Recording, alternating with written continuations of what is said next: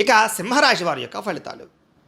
అయితే ఈ వారం మీ గోచార గ్రహగతులు కనుక చూసుకున్నట్లయితే కనుక కాస్త అనుకూలమైన వాతావరణం కనపడుతుంది. కాబట్టి ఏదైనా సరే ఇంట్లో ఏదైనా ముఖ్యమైన పనులు ఉంటే చేసుకోవడానికి ప్రయత్నం చేయొచ్చు. ఆగిపోయిన పనులన్నీ ఎదరకు వెళతాయి. పెండింగ్ పనులన్నీ పూర్తవుతాయి. ఇంటి అవసరాల కోసం చెడిపోయిన వస్తువులు, వాహనాలు రిపేర్ చేయించుకోవడం కోసం కూడా ప్రయత్నాలు చేయొచ్చు. ఇతర దేశాల్లో ఉండే భారతీయులందరికీ కూడా గ్రీన్ కార్డు లభించే అవకాశాలు కనపడుతున్నాయి. సమయానికి అనుకున్న పనులు పూర్తి చేయగలుగుతారు. క్రమశిక్షణగా ఉంటారని చెప్పొచ్చు. ఆర్థికంగా బాగా డబ్బులు సంపాదించడానికి, బలపడడానికి కృషి చేస్తారు. కొత్త వ్యాపారాలు ప్రారంభించే వారికి మంచి అవకాశాలు రాబోతున్నాయి. సక్సెస్ రాబోతోంది.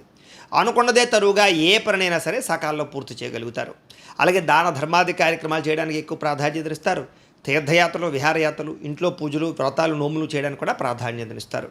కాకపోతే బళ్ళు కార్లు నడిపేటప్పుడు స్పీడ్గా మాత్రం నడపకండి.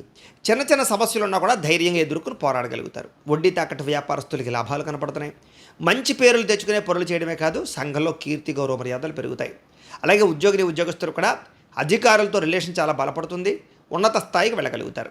మీ పనులన్నీ కూడా సకాలంలో పూర్తవుతాయి. ఉద్యోగపరంగా కూడా అనేక రకాల మార్గాల ద్వారా డబ్బులు సంపాదించడానికి ప్రయత్నాలు చేస్తారు. సంపద యొక్క సృష్టిని అర్థం చేసుకోగలుగుతారు. భార్యాభర్తల మధ్య ప్రేమ, అనురాగం పెరుగుతాయి. సమస్యలు పరిష్కారం అవుతాయి. అపార్థాలు తగ్గుతాయి. శారీరకంగా కలుస్తారు. సంతానం లేని వారికి చక్కని సంతాన యోగ్యత, ఐవీఎఫ్ ట్రీట్మెంట్లో సక్సెస్ కనపడుతోంది.